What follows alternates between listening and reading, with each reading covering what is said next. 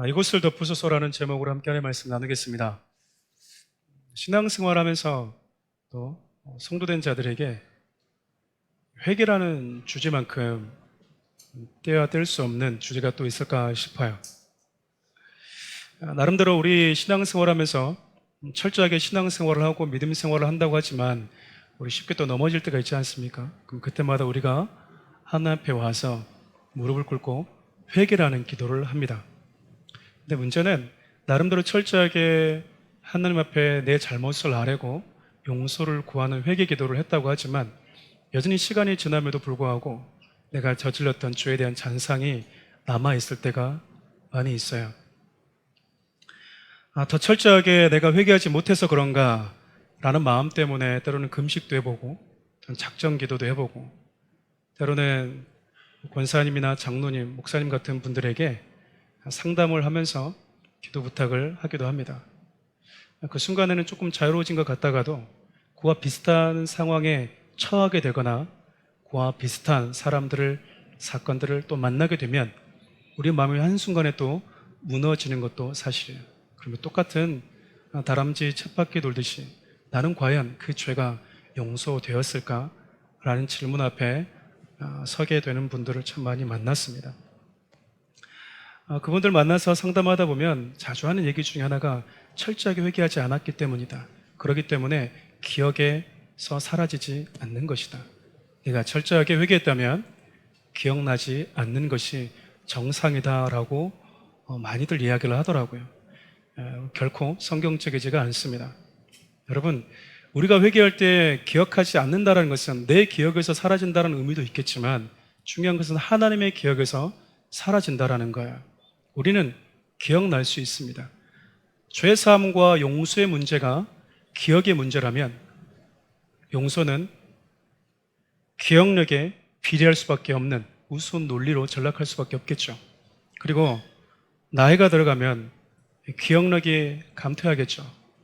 그러면 우리 기억력이 사라져가면 우리의 죄 용서함도 시간에 따라서 달라진다라는 논리밖에 안 생기는 거예요. 여러분 생각해 보시겠습니까? 태어날 때부터 여러분들이 가장 먼저 기억나는 시간이 언제예요? 보통 우리는 태어나서 한 5년 넘는 시간 동안은 거의 기억나질 않습니다. 내가 분명히 존재했음에도 불구하고 그 시간은 나에게 기억나지 않아요. 기억나지 않는 시간에 내가 뭘 잘못했는지 어떻게 하나님 앞에 용서를 구할 수 있겠어요? 여러분, 우리가 하나님 앞에 회개하는 것은 그분의 약속의 말씀을 근거하면서 회개하는 거죠. 너희들이 하나님의 약속의 말씀을 믿고 내 앞에 와서 엎드릴 때 예수 그리스도의 보혈에 내 몸을 적실 때 너희들의 죄가 주홍같이 붉을지라도 사해진다라고 하는 그 약속의 말씀을 신뢰하기 때문에 우리가 회개하는 것이고요. 그래서 우리는 나의 기억보다도 하나님의 약속의 말씀을 더 신뢰할 수 있어야 된다는 겁니다. 착한 것처럼 보이지만, 선한 것처럼 보이지만 여전히 내 기억보다도 하나님의 약속의 말씀을 신뢰하지 않는다는 것은 교만일 수밖에 없는 거예요. 그러면 예수 그리스도를 믿고 하나님의 자녀가 돼서 거룩한 신분을 갖게 된 우리가 살아가면서 분명히 회개했음에도 불구하고 또다시 기억의 잔상 속에서 떠오르는 그런 시간들이 오면 어떻게 하면 될까? 우리가 하나님 앞에 나아가서 내가 어떤 존재였고 그때 그런 나를 용서하셨다는 하나님을 추억하고 예배하고 감사하고 나를 자유케 하시는 하나님의 은혜를 기억하는 시간으로 삼아야 되는 거죠. 그 시간은 나를 자학하거나 나를 정죄하는 시간이 되어서는 안 되는 거야. 근데 우리는 그 기억력만 떠오르면 그래, 내가 이런 죄를 범했었지, 내가 이런 연약함이 있었지, 내가 이런 실수를 저질렀었지, 그럼에도 하나님이 나를 끌어안으셨어. 하나님 너무나 감사합니다라고 그분의 은혜를 추억하는 것이 아니라 자꾸 자학이라는 내 자신에 대한 정죄라는 동굴에 빠져버려요. 여러분, 그 시간이 오면 그때를 어떤 때로 삼고 계시는지 좀 점검해 보실 필요가 있어요. 저는 사랑하는 우리 교회 성도들이 예수 그리스도의 은혜로 우리가 속죄와 깨끗함을 받았다고 한다 그러면 여전히 그 기억에 우리를 하루하루 괴롭힐 때 정죄하거나 좌절하는 것이 아니라 그런 나를 끌어안으신 예수 그리스도의 은혜의 더 깊은 세계로 들어갈 수 있는 성도들이 될 수 있기를 바라요. 여러분, 이처럼 우리는 연약합니다. 그리고 무의식 중에 죄를 짓기도 하고요. 또 그것이 죄인지조차 구분하지 못해서 죄를 지을 수도 있는 그런 존재가 바로 저와 여러분들입니다. 아마 당시 이스라엘 백성들 같은 경우는 그럴 때마다 이것이 죄구나라고 인식될 때 짐승을 가져와서, 제물을 가져와서 제사를 지내고 자기의 죄의 문제를 처리해 받았겠죠. 여러분, 그럼에도 불구하고 깨닫지 못하고 또 무지해서 속죄하지 못한 경우도 많지 않았겠습니까? 왜냐하면 우리가 회개하는 것은 내가 기억날 때, 내가 인정될 때, 말씀을 통해서 가르쳐 줄 때 비로소 이것이 죄구나라고 우리가 동의하고 하나님 앞에 제물을 가지고 나와서 죄의 문제를 처리하기 때문에 그래요. 그러나 그것이 기억나지 않을 때, 그것이 깨달아지지 않을 때, 무의식 중에 그것이 죄인지조차도 모르고 지나가 버리는 경우에는 우리가 속죄할 수 있는 기회를 상실하게 되는 것이죠. 그래서였는지 하나님은 당신의 온 백성들을 한 번에, 단번에 속죄하는 그 날을 1년의 하루를 제정하셨습니다. 그것이 유대인의 달력으로 새해인 7월 10일에 대속죄일의 날을 제정하셨어요. 우리가 다 읽지는 않았지만 레위기 16장은 레위기에 있어서 아주 중요한 장입니다. 두 차례 거쳐서 한번 할까 고민 참 많이 하다가 그냥 한 번으로 정리해야 되겠다라는 생각을 했습니다. 그래서 여러분 오늘 잘 들으셔야 됩니다. 레위기 16장을 다 읽지는 않았지만 레위기 16장은 대속죄일의 규례가 기록되어 있고요. 대속죄일, 다시 말하면 온 이스라엘 백성들의 죄를 한 번에, 단번에 일일이 개인별이 아니라 온 회중의 죄를 한꺼번에 씻어버리는 날이에요. 거기에서 이스라엘 백성들의 죄는 그들이 기억하는 죄든지 실수한 죄든지 관계없이 모든 죄가 다 포함이 됩니다. 그리고 그 대속죄일 때 대제사장이 어떻게 그 규례를 지켰는지 그 모습이 16장에 기록되어져 있어요. 그러니까 레위기 16장을 보면 대제사장이 대속죄일을 어떻게 지키는지를 우리가 보면서 하나님의 저와 여러분이 주시는 메시지가 있다라는 겁니다. 결론부터 말씀드리면 대속죄일에 이스라엘의 온 회중의 죄를 처리하는 대제사장의 모습은요, 우리의 영원한 제사장이신 예수님의 모습을 떠올려 줍니다. 이 사실을 마음에 염두에 두세요. 대제사장이 하는 행동들 하나하나를 여러분들이 보실 때마다 우리의 대제사장 되신 예수님의 모습이 이곳 안에 투영되어 있구나라는 인식을 가지고 말씀을 읽으면 훨씬 더 여러분들에게 쉽게 그 교훈이 다가오지 않을까 싶어요. 오늘 본문에 들어가기 앞서서 온 백성들의 죄를 대속하는 대속죄일이 저와 여러분들 뿐만 아니라 온 인류에게 주는 분명한 메시지가 하나 있어요. 그 메시지가 무엇인가? 인간은 그 어떤 힘과 능력으로, 즉 자력으로 하나님 앞에 나아갈 수 없다라는 메시지입니다.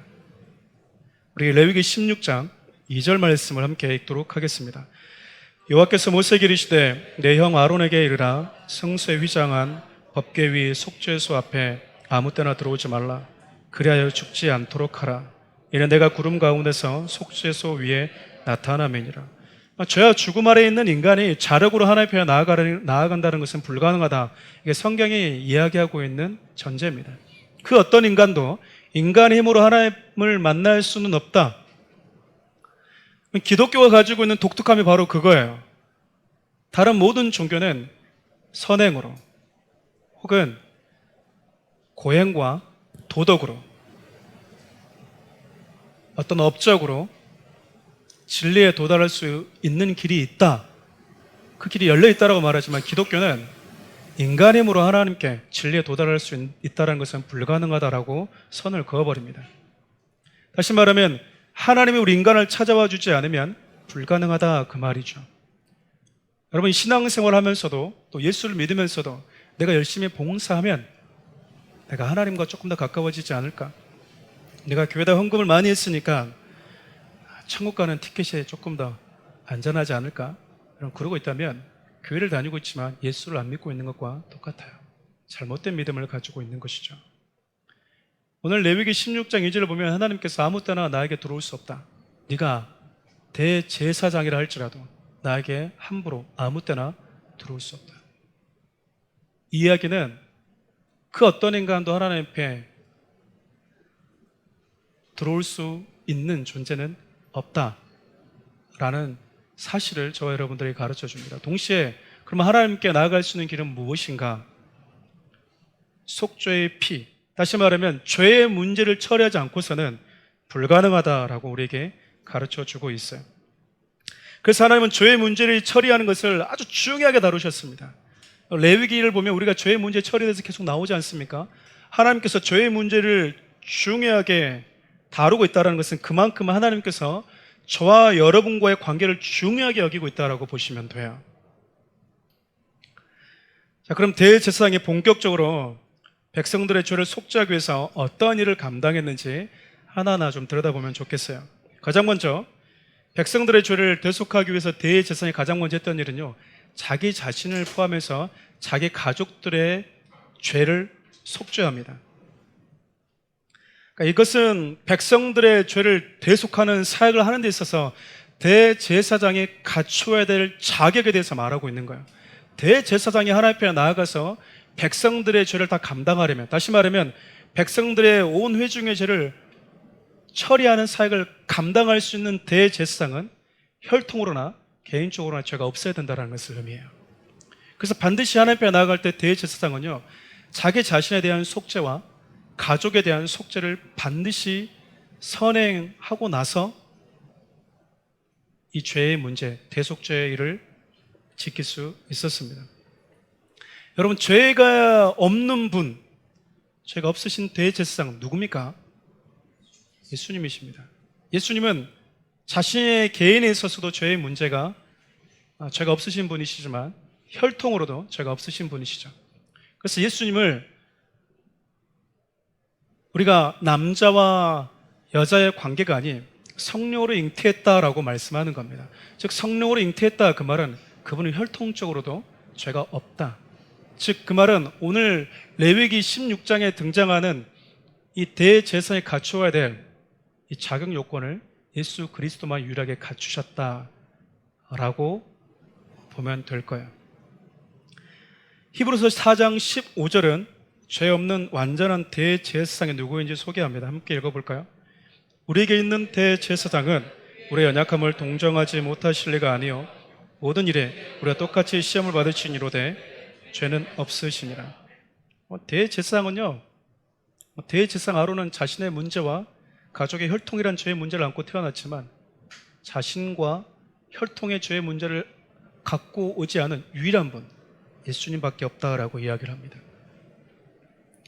그러니까 대제사장이 자신의 죄와 가족의 죄를 처리하는 이 문제는요, 우리에게 우리의 죄를 처리할 수 있는 유일한 대제사장이 누구이냐라는 것에 우리의 시선을 집중시키고 있다는 거예요. 그것에 대한 메시지가 담겨져 있다고 할 수 있겠죠. 둘째, 여러분, 대제사장은 대속죄에 이를 때, 다시 말하면 백성들의 죄를 대속하는 피를 가지고 지성소 안으로 들어갈 때 화려한 대제사장 의복이 아니라 세마포시라는 평상복을 입고 들어가야 됐습니다. 레위기 16장 3절에서 4절 말씀 함께 읽어보겠습니다. 아론이 성소에 들어오려면 수송아지를 속죄제물로 삼고 순양을 번제물로 삼고 거룩한 세마포 속옷을 입으며 세마포 속바지를 입고 세마포 띠를 띠며 세마포 관을 쓸지니 이것들은 거룩한 옷이라. 물로 그의 몸을 씻을 것입니다. 대제사장이 대속죄일 때 이스라엘 백성들의 죄와 자신의 죄를 속하기 위해서 하나님을 만나러 지성소 안으로 들어갑니다. 지성소라는 것은 여러분, 하나님을 만나는 회막이었어요. 천막과 같은 곳인데 세 구분으로 이루어져 있었습니다. 한 천막 안에 뜰이라는 마당이 있었고요, 그 안으로 들어가면 성소와 지성소라고 하는 이 휘장으로 구분되어 있었는데 지성소 안에는 하나님의 임재를 상징하는 법궤가 있었습니다. 조금 이따 사진을 보여드릴 텐데 그 지성소 안으로 들어가는 겁니다. 가장 끝으로 들어갈 때 대제사장도 1년에 한 번밖에 들어갈 수가 없어요. 아무 때나 들어가지 못합니다.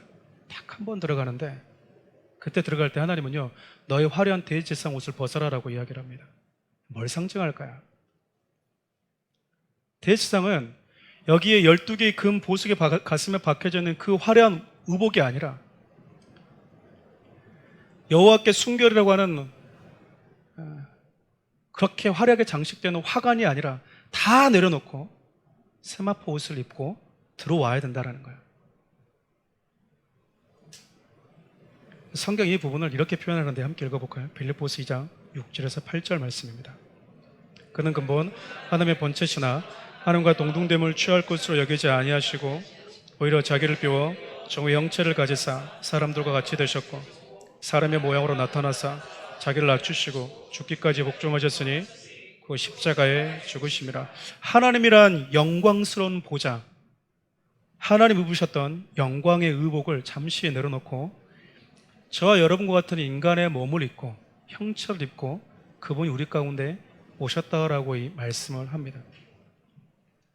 지금 대제사장이 화려한 의복을 벗고 지성소 안으로 들어간 이 모습은 인간의 몸을 입고 죄인의 형체를 입고 우리 가운데 오셔서 우리의 죄를 대속하고 담당하신 예수님의 모습을 충분히 떠올리게 해주는 것이죠. 마지막으로 여러분, 대제사장은요 속죄 제물의 피를 가지고 지성소 안으로 들어가야 됩니다. 그냥 맨손으로 들어가면 안 돼요. 반드시 속죄 제물의 피를 가지고 들어가야 됐습니다. 그리고 자신의 죄의 속죄를 위해서 잡았던 송아지와 백성들의 죄를 위해 잡았던 염소 제물의 피를 가지고 들어가서 지성소 안에서 7번 뿌리게 됩니다. 레위기 16장 14절에서 15절 말씀 함께 읽겠습니다. 그는 또 수송아지 피를 가져다가 손가락으로 속죄소 동쪽에 뿌리고 또 손가락으로 그 피를 속죄소 앞에 7번 뿌릴 것이며 또 백성을 위한 속죄소를 잡아 그 피를 가지고 휘장 안에 들어가서 그 수송아지 피로 행함같이 그 피로 행하여 속죄소 위와 속죄소 앞에 뿌릴지니. 법궤 사진을 여러분들이 유튜브에서 보신 적이 있을 겁니다. 사진 한번 잠깐 보여주실래요? 이게 법궤입니다. 두 번째 사진도 한번. 네, 이게 법궤예요. 잠시만요. 저를 찍지 마시고 계속 있으시면. 네, 이게 법궤의 뚜껑이에요. 뚜껑. 네, 그냥 법궤가 하나로 되어 있는 게 아니고요. 양 옆에 천사가 날개로 이렇게 있잖아요. 마주보고 있잖아요. 저게 약간 홈이 파져 있죠. 저게 뚜껑입니다. 뚜껑. 저거 열면 저 안에 뭐가 있을까요? 법궤 뚜껑 열면 법궤 안에 뭐가 있을까요? 네. 여러분들 총명하십니다. 네. 십계명이 있죠. 돌판에 있어진 십계명 판이 2개가 있죠. 또 뭐가 있어요? 만나 담은 항아리. 또 뭐가 있을까요? 아론의 쌍난 지팡이. 이 3가지가 저기 안에 들어있어요. 그리고 저거를 하나님이 저 뚜껑을 시운 좌, 하나님의 임재가 하나님의 보좌와 똑같이 상징합니다. 시운 좌. 또 속죄소라고도 하는데 저 뚜껑으로 딱 덮어버립니다. 여러분, 저 안에 담겨져 있는 게 뭔지를 알면 하나님이 무엇이 담겨져 있는 부분을 뚜껑으로 닫았는지 알 수 있을까요? 십계명은 하나님이 처음에 모세에게 줬던 첫 번째 돌판이 아니라 이스라엘 백성들이 금송아지를 섬김으로 인해서 모세가 하나님께 받았던 십계명 이 판을 깨트려 버린 다음에 하나님이 2번째 가지고 온 하나님의 율법이 기록된 말씀이었습니다. 그러니까 십계명은 그 2번째 판을 보면 어떻게 쓰여진 건지, 너희들이 금송아지 만들 때 그 사건을 추억하게 하죠. 이스라엘 백성들이 만나 먹을 때 40년 동안 늘 감사했을까요? 불평했을까요? 하나님이 대단한 분 같죠? 대단한 분 맞습니다. 주님 죄송합니다. 네, 그분이 맛있는 거 잘 안 줍니다. 40년 동안 만나 말고 다른 것도 줄 수 있잖아요. 그렇지 않습니까? 맨날 맛동산만 줬다고 생각해 보십시오. 이게 무슨 맛이야 라고 처음에는 먹었겠지만 40년 동안 먹으면 여러분 입에 우리 매일같이 3일 동안 여러분 주식으로 먹는 이 쌀밥만 먹어도 별로 맛이 없으니까 나가서 뭐 하는데? 외식하는데 애들이 이거 먹을 때마다 뭐 했어요? 하나님 이것밖에 줄 게 없습니까? 이것밖에. 먹으면서 뭐 한 겁니까? 불평했죠. 하나님이 그것을 담아라고 얘기합니다. 담아라. 만나항아리에다 담아서 넣어놔라. 그리고 이스라엘 백성들이 하나님 앞에 교만하고 모세를 대적했던 그 상징적인 사건에 담겨져 있던 아론의 쌍난 지팡이, 아론의 지팡이에 살과 꽃이 핀 거죠. 싹이 난 거죠. 그 세 가지를 저기다 담아 놓았었습니다. 그리고 아까 봤던 약간 홈이 파져 있는 그 법궤 그 위에다가 피를 뿌리도록 했어요. 여러분, 하나님이 참 그 하신 행동 하나에 뭔가 메시지가 있어 보이지 않습니까? 참 이분은 제가 레위기를 읽을 때마다 멋있는 부분 같아요. 그냥 이거야라고 말해주는 게 아니라 우리를 하여금 생각하게 하고요, 고민하게 하고 왜 그러셨을까 질문하게 하면서 하나님이 이제 알겠니? 라고 질문해야 하고 그 답변을 우리 스스로가 하게끔 만드시는 것 같아요. 대속죄이라는 이 단어를 히브리어로 욤키퍼라고 말합니다. 욤이라는 단어는 the day, 그날이라는 뜻이에요. 키퍼라는 단어는 덮는다라는 말입니다. 다시 말하면 예수 그리스도의 속죄 피가 우리의 모든 죄를 덮는 날, 그 말이에요. 여러분, 속죄가 우리 인간들의 죄를 상징하는 대표적인 죄가 담겨져 있어요. 근데 하나님이 그것을 뭐하고 다니면 하나님의 임재가 상징하는 법궤라고 들고 다니도록 했다라는 겁니다. 근데 그 위에다가 피를 뿌렸다는 얘기는 나는 안 볼란다. 나는 그만 보겠다. 그 말 아니겠습니까? 하나님은 우리를 보실 때 그냥 콩깍 찍어서 이렇게 보는 게 아니고요, 우리를 분명하게 보세요. 그리고 죄를 사하시는 분이십니다. 우리의 죄를 하나님이 보지 않도록 만드는 유일한 길이 뭐밖에 없다라는 말이냐면 피밖에 없다라는 거예요. 예수 그리스도의 피밖에 없다.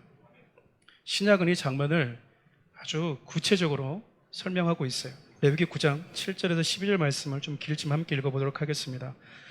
오직 둘째 장막은 대제사장이 홀로 1년에 한 번 들어가되 자기와 백성의 허물을 위하여 드리는 피 없이는 아니하나니 성령이 이로써 보이신 것은 첫 장막이 서 있을 동안에는 성소에 들어가는 길이 아직 나타나지 아니한 것이라. 이 장막은 현재까지 비우니 이에 따라 드리는 예물과 제사는 섬기는 자를 그 양심상 온전하게 할 수 없나니 이런 것은 먹고 마시는 것과 여러 가지 씻는 것과 함께 육체의 예법일 뿐이며 개혁할 때까지 맡겨둔 것이라. 그리스도께서 장래 좋은 일에 대제사장으로 오사 손으로 짓지 아니한 것 곧 이 창조에 속하지 아니한 더 크고 온전한 장막으로 말미암아 염소와 송아지에 필요하지 아니하고 오직 자기의 피로 영원한 속죄를 이루사 단번에 성소에 들어가셨느니라. 대제사장에 들어갈 때는 자기의 죄의 문제를 처리해야 됐고요, 가족의 죄의 문제를 처리해야 됐습니다. 그리고 자기의 죄를 대속하는 속죄의 피와 백성들의 죄를 속죄하는 피를 가지고, 제물의 피인 거죠, 이걸 가지고 들어가야 됐습니다. 여러분, 히브리서 9장을 보면요, 예수님은 자격 자체가 대제사장이세요. 제물이 어디 있습니까? 그분의 죄 없는 육체가, 흠 없는 육체가 제물입니다. 그분의 육체 안에 담겨져 있는 피가 우리를 대속할 수 있는 순결한 피가 되는 겁니다. 그분이 그러니까 홀로 걸어갔다는 얘기는 그분이 이 세 가지를 한꺼번에 가지고 들어간 거예요. 자신의 몸이 육체가 제물이고 자신의 몸 안에 담긴 피가 우리의 죄를 속하는 피이기 때문에 그것을 십자가에서 깨트려 버리신 거죠. 여러분, 예수님 들어가신 장면을 한번 상상해 보십시오. 저 앞에 법궤가 있는데 하나님이 예수 그리스도 홀로 들어가시는 거예요. 피가 어디 있습니까? 직분이 뭡니까? 그분 자체가 모든 것 되시기 때문에 그래요. 대제사장의 대속죄일 때 이스라엘 백성들 온 회중의 죄를 감당하기 위해서 그가 했던 이 규례가 바로 이런 메시지가 담겨져 있다는 겁니다. 예수 그리스도의 이 피는 놀라운 능력이 있다고 성경이 이야기를 합니다. 어떤 능력이 있을까? 하나님이 우리의 죄를 기억하지 못하게 만드는 능력이 있습니다. 이사야 43장 25절 말씀을 읽어볼까요? 나 곧 나는 나를 위하여 내 허물을 도말하는 자니 내 죄를 기억하지 아니라. 하나님께서 죄인들의 죄를 기억하지 않는 이유는요, 예수의 피가 모든 죄에서 우리를 씻어버리기 때문에 그렇습니다. 우리의 죄를 씻어내는 유일한 능력이 예수 그리스도의 죽음, 그 그분의 피에 있기 때문에 그래요. 동시에 예수 그리스도의 피는 어떤 능력이 있는가? 죄와 죽음 아래에 있는 저와 여러분들에게 죄와 죽음과 상관없는 자로 만들어 주십니다. 로마서 8장 2절 말씀 함께 읽어볼까요? 이는 그리스도 예수 안에 있는 생명의 성령의 법이 죄와 사망의 법에서 너를 해방하였습니다. 더 이상 죄와 상관없는 자가 되었다라는 거죠. 여러분 출애굽기를 보시면 10번째 재앙인 여러분 유월절을 기억하실 겁니다. 죽음의 사자가 애굽 안으로 들어올 때 어린 양의 피가 문 좌우 임방 설주에 발라져 있는 집은요 죽음이 들어오질 못했습니다. 죽음이 봤을 때 뭐 한 거예요? 상관없는 겁니다. 감히 죽음보다 강한 생명을 가졌다고 말할 수 있는 사람, 죄를 향해서 죽음을 향해서 이제 너와 나는 더 이상 빚진 게 없어, 상관이 없어라고 말할 수 있는 당당한 사람, 그것이 바로 예수 그리스도의 보혈을 힘입는 자라는 사실이에요. 네, 여러분 여기서 우리가 한 가지 더 살펴볼 게 있습니다. 그것은 뭐냐면 하나님께서 백성들의 죄를 대속하기 위해서 준비하신 두 마리의 염소예요. 두 마리의 염소. 그러니까 대세상은 자기의 죄를 속죄하기 위해서 송아지를 준비했는데 백성들의 죄를 속하기 위해서 하나님이 염소 두 마리를 준비하라고 하시는데 한 마리는 방금 전에 대제사장이 지성소안으로 들어갈 때 잡아서 가지고 갔습니다. 여호와를 위하여라고 얘기하죠. 그래서 제단에서 잡아서 그 피를 백성들을 위해서 속죄하는 데 사용을 합니다. 그러면 두 번째 양은 어떻게 사용할까? 두 번째 양을 아사셀을 위해서 준비해라라고 이야기하는데 이 아사셀이 무엇인지 함께 좀 살펴보면 좋겠어요. 레위기 16장 7절에서 8절 말씀입니다. 또 그 두 염소를 가지고 회막문 여호와 앞에 두고 두 염소를 위하여 제비 뽑되 한 제비는 여호와를 위하고 한 제비는 아사셀을 위하여 할지니라. 아사셀을 위하여 한다, 이 말은 두 마리 염소 중에서 한 마리는 속죄제로 바치지만 한 마리는 아사셀을 위해서 준비해야 된다라는 말이에요. 레위기 16장 10절 말씀 함께 읽어볼까요? 아사셀을 위하여 제비 뽑은 염소는 산채로 요 앞에 두었다가 그것으로 속죄하고 아사셀을 위하여 광야로 보낼지니라. 21절에서 22절 말씀 함께 읽겠습니다.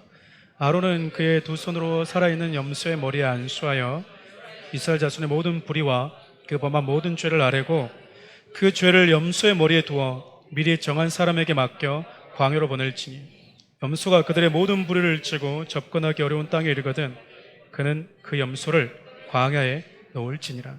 이 아사셀에 대한 이 해석이 참 다양합니다.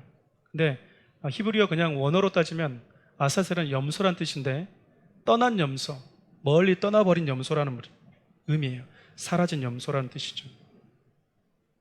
한 마리는 속죄의 제물로 드려졌는데 아사셀 염소는요 하나님의 앞에 두었다가 이 속죄가 다 끝나면 백성들의 모든 죄를 짊어지고 광야로 데리고 나갔습니다. 즉 이스라엘 백성들이 머물러 있는 그 회중을 기준으로 멀리 내보내버린 것이죠. 그러니까 하나님이 두 마리 염소를 준비하신 이유는 간단하죠. 한 마리는 백성들의 죄를 대속하기 위해서, 한 마리는 뭐 하기 위해서? 멀리 떠나버리기 위해서. 근데 여러분 방금 우리가 읽었던 21절에서 22절 말씀처럼 그냥 내보내는 게 아니라 모든 불의, 이스라엘 백성들의 범한 모든 죄, 그것을 머리에다가 짊어지고 접근하기 어려운 땅에 보내버립니다. 여러분 광야에서 염소가 방황하다가 마지막 결국 어떻게 될까요? 죽습니다. 낭떠러에 떨어져 죽기도 하고요. 맹수들에 사로잡혀서 먹히는 건 시간 문제입니다. 그러니까 광야로 멀리 내보내버렸던 염소는 너희들의 죄가, 하나님께 속죄되어버린 너희들의 모든 죄가 너희들에게서 멀리 떠나버렸다라는 의미예요. 시편 기자가 이렇게 표현하죠. 그래서 103편 12절 말씀인데요, 동이 서에서 먼 것 같이 우리의 죄가를 우리에게서 멀리 옮기셨으며, 너희들의 죄가 멀리 떠나버렸다라는 것을 시각적으로 우리에게 보여주고 있는 겁니다. 여러분 대속죄일 때 백성들이 특별하게 하는 일은 없습니다. 개인적으로 자신의 죄를 속하기 위해서는 짐승을 가져와서 짐승에게 안수해야 되고 자기도 잡아야 됩니다. 그런데 대속죄일 때 백성들이 특별하게 하는 일은 없어요. 단지 대제사장이 어떻게 하는지 보기만 하면 됩니다. 왜 대제사장이 백성들의 죄를 속하기 전에 자신과 자신들의 가족의 죄를 사할까?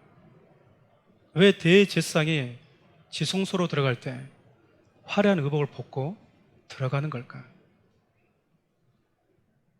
왜 한 마리 염소는 하나님의 보좌 앞에 그대로 묶어놨다가 광야로 내보내는 걸까? 그것을 백성들은 곁에서 지켜보는 겁니다. 왜 지켜보는지, 그것이 어떤 의미가 있는지는 지금까지 다 설명을 했습니다. 하나님은 이 모든 것을 통해서요, 우리의 대제사장이신 예수님만이 우리의 죄를 처리할 수 있는 유일한 분이다. 그리고 우리의 죄는 어떻게 처리되고 나아가서 죄에서 자유케 된 우리의 모습을 시각적으로 자세하게 보여주고 있다고 할 수 있겠어요. 이스라엘의 모든 죄가 사라지는 그날, 대속죄를 성경은 안식일 중에 안식일이다라고 이야기합니다. 레위기 16장 31절 상반절이에요. 이는 너에게 안식일 중에 안식일인지. 다시 말하면 여러분, 안식이라는 의미는 죄와 연관되어서 설명할 수 있는 거예요. 안식일 중에 안식일, 진짜 안식일은 너희들의 죄가 사라진 날이다, 그 말입니다. 성경에서 우리에게 알려주고 싶었던 참된 안식은요, 예수 그리스도의 십자가의 은혜로 너희들의 죄가 사라진 그날, 그날이 너희들에게는 안식일이다, 그 말이에요. 우리 죄가 사라진 날 얼마나 기쁩니까? 죄에서 자유케 된 날 얼마나 행복한 날입니까? 우리 죄가 내 눈에 보이지 않는 머나 먼 곳으로 사라져 버렸는데 얼마나 행복한 날입니까? 근데 그때 하나님께서 당신의 백성들에게 마지막 한 가지를 당부하십니다. 한 가지를 당부하세요. 그게 바로 그날 스스로를 괴롭게 하는 것입니다. 우리 29절 하반절과 31절 상반절 함께 읽어볼까요? 너희는 스스로 괴롭고하고 아무 일도 하지 말되 이는 너희에게 안식일 중에 안식일인즉 너희는 스스로 괴롭게 할지니라. 나의 모든 죄가 하나님의 기억에서 사라지고 모든 죄가 내 곁에서 멀리 떠나버린 축제와 같은 날인데, 하나님은 백성들에게 그날 하루만큼은 너희들 스스로 좀 괴롭게 해라. 이스라엘 백성들의 새해가 시작되는 7월 10일이 대속죄라고 그랬는데 5일이 지나면요, 여러분, 우리 지난 시간에 살펴봤던 장막절, 초막절이 시작됩니다. 풍성한 날인 거죠. 모든 수확을 거둬들여서 창고에 먹을 것이 가득한 날, 이웃과 함께 웃고 웃으면서 마시면서 나눌 수 있는 날입니다. 그런데 5일 뒤면 그렇게 풍성한 날이 기다리고 있는데 7월 10일 그 대속죄를 한 날만큼은 너희들 스스로 그 하루는 금식하고 금욕하고 괴로워하면서 하루를 보내라 라고 말씀하고 있는 거예요. 참된 안식이 회복되고 죄가 사라졌는데도 불구하고 죄 때문에 괴로워하고 가슴 아파하고 몸부림치면서 그 날을 보내라는 것이죠. 대속죄를 예수님께서 나의 모든 죄의 문제를 처리하기 위해서 행하신 일과 범죄한 나 자신에 대한 깊은 성찰의 자세를 가지기를 원하셨다는 겁니다. 저는 개인적으로 이것을 몸부림이라고 부르고 싶습니다. 이것이 우리가 소위 구원파라고 하는 이단과 우리 기독교가 다른 차별성을 가지고 있는 겁니다. 내 죄가 안식된 그날 하루 괴로워할 수 있는 것, 그날 하루 스스로를 괴롭게 하면서 탄식하고 아파할 수 있는 것, 그것이 성도된 우리들에게 요구되는 삶이라는 거예요. 여러분, 오늘 우리는 회개해도 내일 여전히 넘어질 수 있는 가능성을 가지고 살아갑니다. 예수님의 속죄는요, 내 인생을 통째로 속죄한 사건이에요. 그러면 우리는 시간 속에서 나의 넘어짐 앞에 서게 돼요. 반복된 나의 실수 앞에 서게 됩니다. 이때 하나님이 우리에게 원하시는 게 괴로워하고 몸부림치면서 하나님 주신 참된 안식 앞으로 나와라 말하는 겁니다. 즉 다시 말하면 예수 그리스도의 보혈로 참된 안식을 경험한 자들은 몸부림으로 반응할 줄 알아야 된다는 거예요. 버림받을까? 혹 이 죄가 기억되어 있지는 않을까? 하나님 여전히 이 죄를 가지고 나에게 뭐라 하지 않을까라는 두려움이 아니라 자유함 속에서 괴로워할 수 있는 자, 기쁨 속에서 괴로워할 수 있는 자, 그 시간을 하나님이 보내라고 이야기를 해요. 부활의 기쁨을 누리기 이전에 십자가의 고난의 아픔도 너희들이 느낄 줄 아는 자가 되어야 된다. 은혜의 무게감을 경험하기 앞서서 죄의 무게감도 함께 경험할 줄 알길 원하는 우리 하나의 마음이라고 볼 수 있어요. 말씀을 맺고자 합니다. 참된 안식일인 대속죄일 때 자신을 괴롭게 하는 것과 더불어서 마지막 이스라엘 백성들이 드려야 되는 제사가 하나가 더 남았는데요. 그게 바로 번제입니다. 번제. 우리 레위기 16장 24절을 마지막으로 함께 읽어볼까요? 거룩한 곳에서 물로 그의 몸을 씻고 자기 옷을 입고 나와서 자기의 번제와 백성의 번제를 드려 자기와 백성을 위하여 속죄하고. 속죄소에 화려한 의복을 벗고 들어갔던 대제사장이 이제 나와요. 나오게 된다면 하나님이 아직 안 끝났다라는 거예요. 너를 위해서 그리고 백성들을 위해서 번제를 드려라. 번제는 여러분 제가 될 때까지 다 태워드리는 겁니다. 하나님을 향한 온전한 헌신에 상징하는 제사라고 할 수 있겠죠. 속죄의 은혜 안식일 중에 참된 안식을 경험한 자들은 마땅히 내 자신을 하나님께 드리는 자, 헌신하기로 결단하는 자로 나아가야 되는 겁니다. 히브리인들에게 새해를 로쉬 하샤나라고 얘기합니다. 로쉬 하샤나, 새해라는 뜻이에요.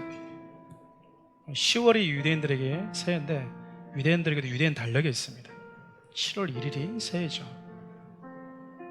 하나님 근데 새해를 시작할 때 온 백성들의 죄를 다 씻어냄으로 인해서 새해를 시작하십니다. 다 씻어낸 이후에 새해가 시작됐다라고 말씀하고 있는 거예요. 여러분, 예수 그리스도 안에 있는 우리는 그분의 죄로, 그분의 십자가의 보혈로 인해서 우리의 죄가 씻겨진 그날 우리에게 새로운 한 해가 시작되는 것입니다. 그리스도 안에 있는 자들이 새로운 피조물로 말하는 이유는 예수님의 십자가의 보혈로 우리의 죄가 깨끗하게 씻어졌을 때, 우리의 죄가 죽음과 상관없는 자가 되어졌을 때 하나님은 너희들에게 새날이 시작되었다라고 말씀하시는 거예요. 예수 그리스도의 보혈이 우리를 덮을 때, 그 보혈이 우리를 덮은 자들은 새로운 안식일이 시작되는 겁니다. 우리 그 마음을 담아서 이 찬양을 주님께 올려드렸으면 좋겠습니다. 지극히 높은 주님의 나치 성소로 들어갑니다. 나치 성소로 들어갑니다. 세상의 신을 벗고서 주 보좌 앞에 엎드리리.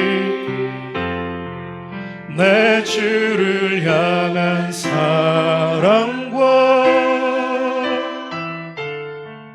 그 신뢰가 사그러져 갈 때 하늘로부터 이곳에 장막이 덮이네. 이곳을 덮으소서. 이곳을 덮으소서. 이곳을 비추소서. 내 안에 무너졌던, 내 안에 무너졌던 모든 소망 다 회복하리니. 이곳을 지나소서. 이곳을 지나소서. 이곳을 만지소서. 내 안에 죽어가는 모든 예배 다 살아. 우리 가슴에 손을 꽂고 찬양합시다. 이곳을 덮으소서. 이곳을 비추소서. 이곳을 덮으소서. 이곳을 비추소서. 이곳을 비추소서.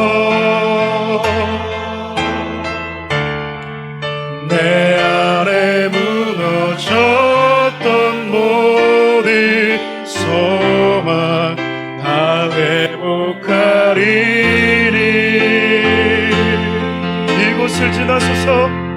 이곳을 지나소서 이곳을 만지소서 내 안에 죽어가는 모든 예배 다 살아나리라. 아멘. 한번 기도합시다. 여러분, 제 말씀을 이렇게 참 묵상하면서 어떤 마음이 들었냐면, 이때 이 사건 속에서 특별히 매년같이 반복되는 대속죄일에 대제사장에 들어가는 수많은 반복되는 이 규례들을 바라보면서 이들은 예수를 보았을까? 몇 명이나 보았을까? 몇 명이나 생각했을까? 어쩌면 우리가 함께 나누고 있던 이 레위기 시대의 이 백성들은 몰랐을지도 몰라요. 하나님만 알고 있는 시간인 겁니다. 그런데 여러분, 저와 여러분들이 이제 알잖아요. 왜 들어갔는지, 왜 대제사장이 옷을 벗었는지, 왜 하나님이 그 염소 한 마리를 아무도 없는 곳에 우리 모든 불의를 짊어지고 광야로 내보내는지, 이때 당시는 하나님만 알고, 너희들은 모르겠지, 너희들이 몰라도 나는 내가 너희들 향한 사랑을 보여주겠다. 근데 여러분, 지금 저와 여러분들은 알고 있는 시간입니다. 이때 살았던 백성들과 비교할 수 없는 감사와 은혜로 주님 앞에 나아가야 된다는 겁니다. 이 찬양처럼 여러분, 주님이 나를 덮으셨습니다. 주님의 보혈로 나를 덮으셨기 때문에 나는 괴로워하고, 주님이 나를 덮으셨기 때문에 나는 기뻐합니다. 이 시간 여러분 함께 기도할 때 그 마음 가지고 기도합시다. 나를 덮으신 예수 그리스도의 보혈을 거룩한 상상력을 동원해서 여러분 그림을 그리십시오. 그리고 나를 덮으신 주님의 은혜를 좀 마음껏 찬양했으면 좋겠습니다. 간구하는 시간이 아니라 그 은혜에 감사하는 기도를 올려드렸으면 좋겠어요. 우리 하나님, 우리 교회를 이렇게 덮으시고 이 나라와 이 민족과 열방을 덮어 주시옵소서라고 기도합시다. 우리 주 이름 한번 부르면서 기도로 나가겠습니다. 주여, 살아계신 하나님, 이곳을 덮어 주십시오.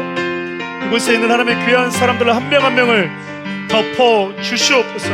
아니, 하나님 이미 덮어 주심을 감사합니다. 주님의 은혜로, 주님의 보혈로, 주님의 생명으로 덮어 주신 하나님의 귀한 자들이기 때문에 내가 넘어져도 절망하고 자학하지 않고 정죄에 하나님 휘말려서 괴로워하는 것이 아니라 그 은혜 안에서 괴로워할 수 있는 것 아니겠습니까?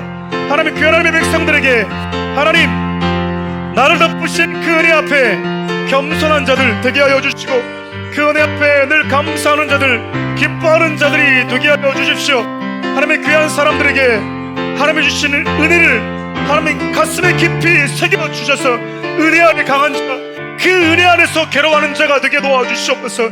이제 하나님, 우리도 누구도 우리를 정죄할 수 없음을 선포하며 나아갑니다. 나의 기억 속에 잔상이 남아있다 하더라도 그 잔상이 떠오를 때에는 나를 깨끗게 하시고 나를 정결케 하시고 나를 덮으신 하나님의 은혜를 추억하고 예배하는 시간으로 삼을 수 있는 지혜로운 자들이 되게 하여 주십시오. 하나님은 사랑하는 우리를 덮어주십시오. 아니, 사랑하는 우리를 덮어주신 하나님을 찬양합니다. 나라 민족을 덮어주시기를 원합니다.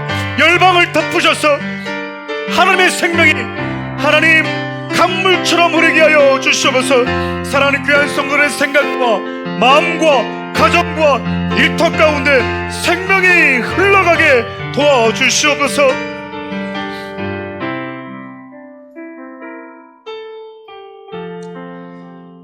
예수 그리스도가 우리를 덮어주셨기에 우리는 정죄함과 자학과 슬픔 속에서 괴로워하는 것이 아니라 주님의 은혜 아래에서 우리는 괴로워할 수 있는 것입니다.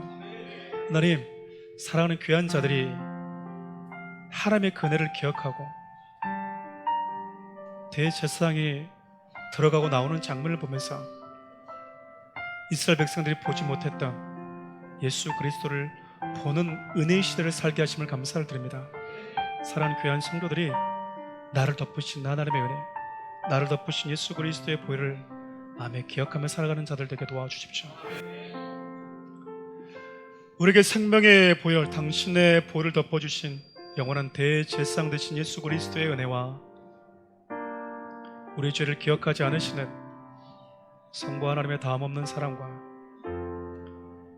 우리를 덮으신 예수 그리스도 사랑을 날마다 상기시켜 주시는, 그리고 앞으로 그렇게 정결케 된 자들이 어떠한 삶을 살아야 되는지를 가르쳐 주시는 성령 하나님의 교육하심이 사랑하는 귀한 성도들 머리 위에 주의 몸된 교회와 나라와 민족이 함께 하시기를 간절히 축원하옵나이다.